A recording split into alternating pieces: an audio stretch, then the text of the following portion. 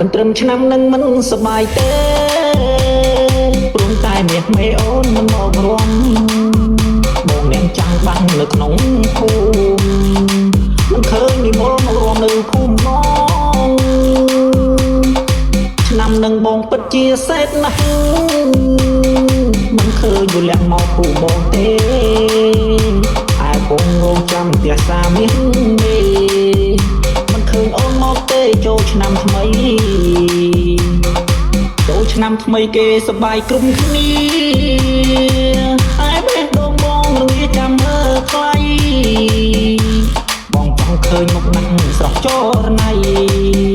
តែចង្រៃឯឆ្នាំនឹងបានឃើញ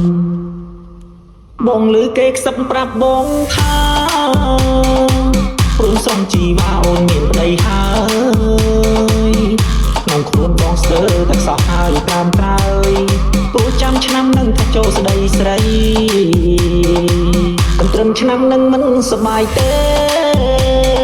ព្រមតែមាសមេអូនមិនមករំបងអ្នកចាំងបាំងនៅក្នុងភូមិមិនឃើញនិមលមករំនៅភូមិបងឆ្នាំនឹងបងពិតជាសេតណាស់មិនឃើញយល់លាក់មកភូមិបងទេឯបងងងចាំផ្ទះសាមាសទេ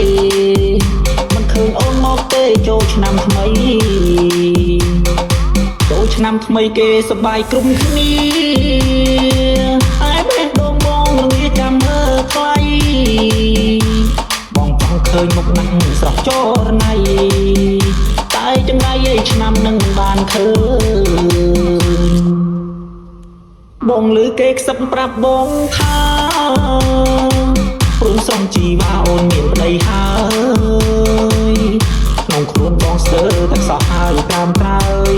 ព្រោះចាំឆ្នាំនឹងថាចូលស្ដីស្រី